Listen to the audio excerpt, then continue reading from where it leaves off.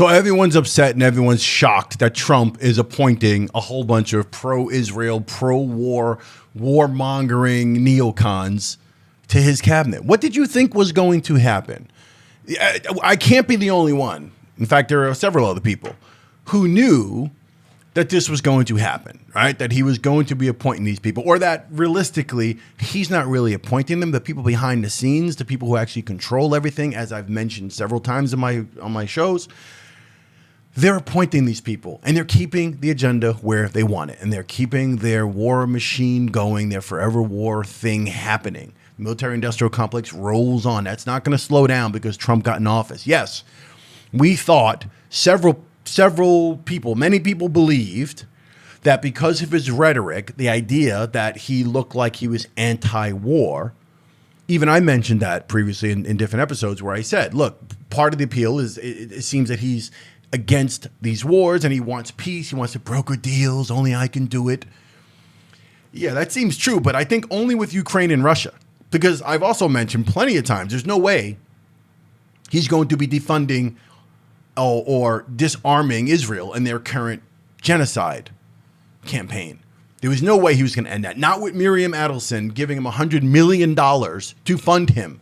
And he never really, when you think about it, with all the stuff he spoke about and all the rhetoric and all the in-between, the fifth grade language that he uses on all of his campaign speeches and all the rallies, he never spoke against Israel. He never said anything about getting a ceasefire or trying to stop it or saying, hey, we got to pay attention to the genocide. Never. We already knew Harris, Biden. We knew the Democrats. There's no way. Like, it was a guarantee. We knew that wasn't going to change. But there were a lot of you, I guess, who believed that Trump was going to do something magical. And now when that tweet came out from him saying how Nikki Haley and Mike Pompeo were not going to be invited back, everyone felt like, wow, this is really happening. Oh my God, he's really doing it. Wow, he's actually going to, like, he's changed. This is the new Trump. Hooray. This is the Trump that I guess everyone, there was optimism. They had optimism about him saying, yeah, he's not going to do these things. He's going to be different. We were hoping for that. But again, you didn't have to really be a serious investigative journalist to know that he wasn't going to give up on Israel. Speaking of Israel, really quick, off of Trump for a second, and to Israel and to the Biden legacy that will be basically funding and arming genocide. There was a red line that was, I think it was like Israel had like 30 days to basically pump the flow of humanitarian aid into Gaza. And that hasn't happened really. So essentially they were supposed to be disarmed. We were going to stop arming them if they didn't, push the humanitarian aid through. And they haven't. And that 30-day deadline has passed. And what are the consequences? There are no consequences. They're going to keep funding them, keep giving them money, and keep arming them. And the State Department is basically coming up with random excuses as to what's happening and the way it's happening. Just give us a break. Give us a little more time. Essentially what they're saying is this. They're saying, just give us a little more time. Sooner or later, we'll wipe all these brown people out and there won't be any need for aid. That's pretty much what they're saying. That's pretty much what they're doing. And that's what's happening. And that is the legacy of Biden and the Democrats.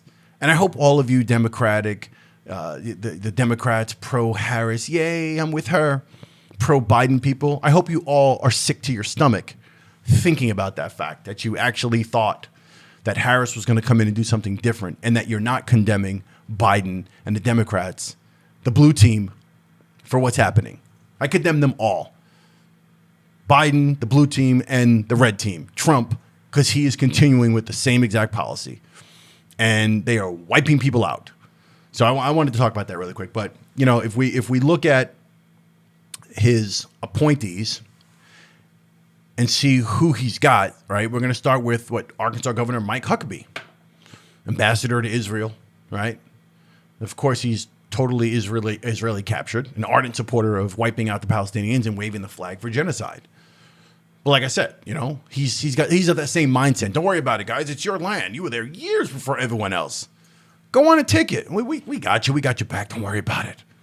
We got you. We got Susie Wiles, chief of staff, first woman. So I guess Trump is not a misogynist. Look, Mike Walls, national security advisor. This guy worked for Rumsfeld and Cheney. Try to remember that in case anyone needs a reminder. And we know how those guys operate, yeah? We know that whole story. Elise Stefanik, UN ambassador, super pro-war, pro-Israel. This is the woman who uses the term anti-Semite if you don't agree with her choice in coffee creamers. A woman who came down hard on any pro-Palestinian protest and protesters on college campuses around the nation and could care less about anything other than Israel. Then we got Stephen Miller, deputy chief of staff, previous senior immigration advisor, I believe. Kristi Noem, Homeland Security Secretary. Isn't that the woman that's the woman that shot the dog, right? I think she's the one that shot her dog or something along those lines. Yeah. Okay. And Pete Hegseth, Fox News anchor, Secretary of Defense. Some military experience. Yeah, he's got a record, but other than that, no government experience at all.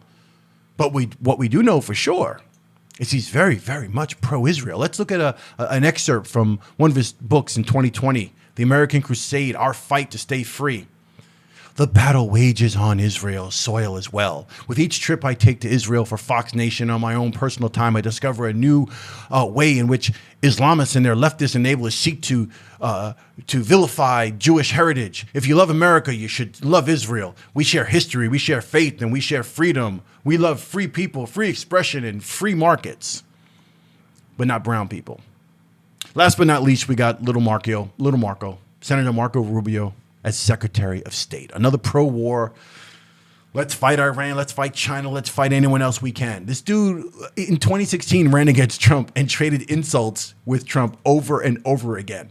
He's pro-Ukraine, he hates Russia, all right? So he fits right in with the rest of them. And the irony here, or should I say, the actual hilarious bit of all of this is how Trump described him in a tweet way back when he said, Marco Rubio is a total lightweight who I wouldn't hire to run one of my smaller companies, a highly overrated politician.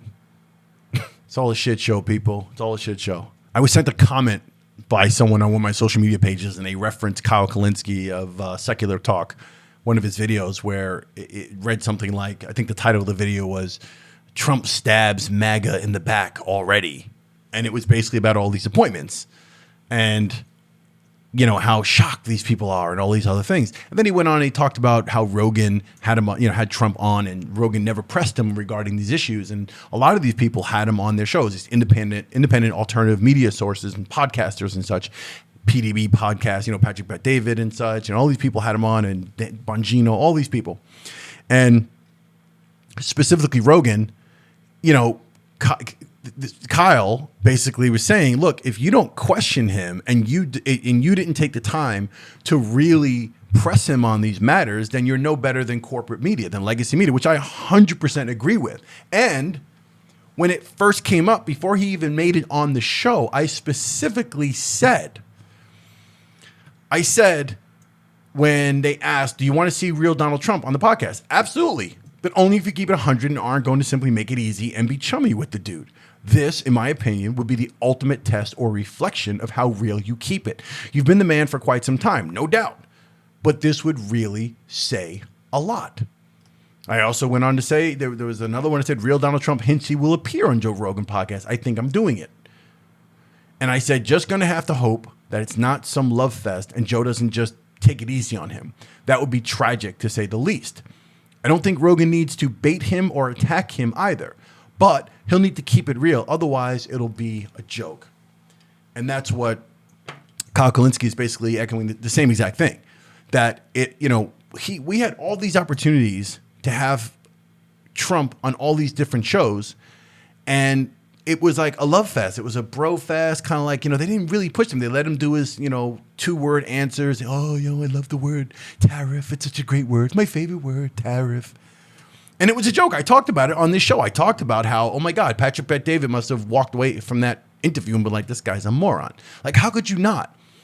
And now they're all shocked over certain things. I just find it interesting. We'll see where this goes. Like I said, we got to keep an eye on this whole thing. And there's going to be the Trump shows what's coming up. It was the lead up to the election. It was all Harris versus Trump. It was all that news. Now it's going to be the whole Trump show and all the way through the transition. I think they're meeting today.